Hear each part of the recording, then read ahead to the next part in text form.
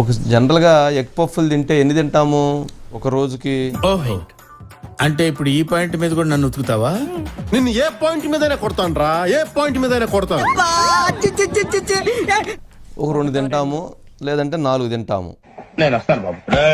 ఆగు, నాకు నిద్ర వస్తుందండి. ఇంకా బాగా తినేవాళ్ళు ఎవరైనా ఉంటే వాళ్ళు ఇంకొక 2 ఎక్కువ తింటారేమో, 6 తింటారేమో ఎగ్ పఫ్లు. ఆంధ్రప్రదేశ్ గత ప్రభుత్వంలో వద్దు నా కోసం సీఎంఓలో రోజుకి 998 ఎగ్ పఫ్లు తిన్నారంట.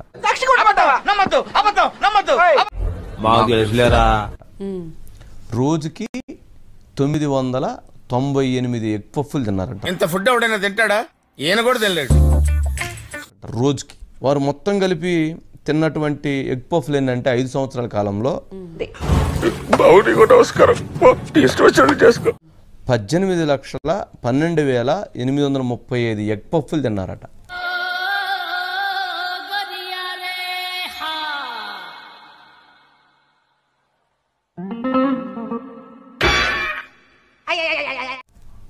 $18,12,835 ఎగ్ పఫ్లు తిన్నారంట. చాలా పాపం రా. దీనికోసం అయినటువంటి ఖర్చు 3,62,00,000 ఈ 5 సంవత్సరాల్లో. అంటే యావరేజ్గా సంవత్సరానికి 72 లక్షలు. కొంచెం కూడా బాధ్యత లేదనుకుంటానే. ఎందుకు జనానికి నిర్లక్ష్యం? ఎవరికి పద్ధతి లేదు, ఎవరికి బాధ్యత లేదు, ఎవరికి జాలి లేదు. దీని ఎగ్ పఫ్లు తినటానికి ఖర్చు పెట్టారట. నువ్వు చేస్తున్న ఆరోపణకి నిన్ను ఇక్కడికెక్కడ నరికేద్దామనుంది. ఎక్కడైనా కానీ వింతలు ఉన్నాయి, కానీ ప్రపంచంలో ఇదొక పెద్ద వింత.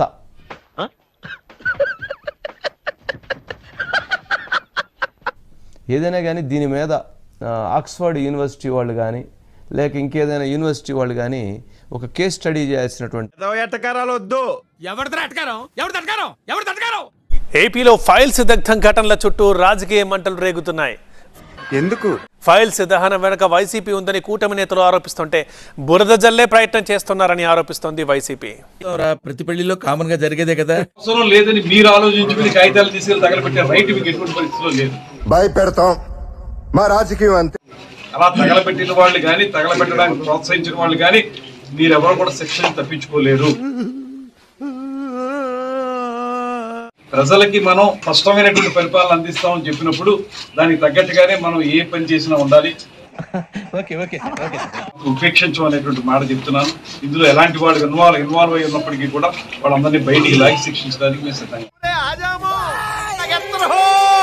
చెత్త నుంచి సంపద కాదు, కానీ చెత్త తగలేస్తే దాని నుంచి స్కాములు సృష్టించాలని ప్రయత్నం చేస్తారు. నాయన మీకు దండం పెడతాను.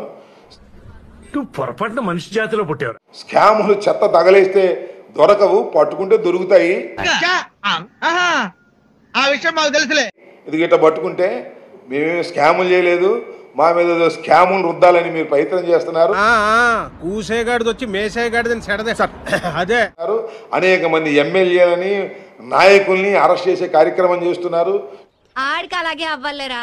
చేసుకోండి, మేమేమి భయపడము. చట్టం ఉంది, చట్ట ప్రకారం మేము ముందుకు వెళ్తాం తప్ప. వాడు అడగకుండా మీరు ఎందుకండి సలహా ఇవ్వడం? అడగకుండా ఇచ్చేదాన్నే సలహా అంటారు, కెలుక్కుంటే వచ్చేదాన్నే. మేము దేనికి భయపడే వాళ్ళం కాదు. వైఎస్ఆర్ కాంగ్రెస్ పార్టీ పుట్టిందే ధైర్యంగా పుట్టినటువంటి రాజకీయ పార్టీ. ఇవన్నీ వినడానికి బాగుంటాయి కానీ ప్రాక్టికల్ గా వర్కౌట్ అవ్వవు. చూశాను పార్టీ.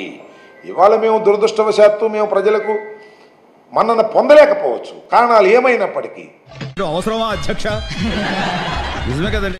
కానీ ధైర్యం లేకోకుండా మాత్రం లేవని కూడా మనవి చేస్తున్నా. అయ్య బాబోయ్, నిజమే. నమ్మబుద్ధి కావట్లేదురా. మీరు ఏదో ఒక విధంగా మా మీద బురద జల్లాలనే కార్యక్రమం చేస్తున్నారు. భద్రప్ప ఏంట్రే మొరటి పనులు? ఎక్కడ చిత్తుకాయిదాలు తగలేస్తే అక్కడ స్కామ్ జరిగిందనేటువంటి నీచమైన స్థితికి దిగజారిపోవటం మీ దురదృష్టకరం తప్ప మరొకటి కాదనే విషయాన్ని కూడా. మర్యాద? నువ్వు నాకు మర్యాద గురించి చెప్తున్నావా? నీ బతికేమిటో నాకు తెలీదా? చూద్దాంలే. చూడటం కాదండి, మీరు చెయ్యాలంతే. సరే, మీరు ట్రై చేస్తారన్నారంటే అది ఓకే అయిపోయిన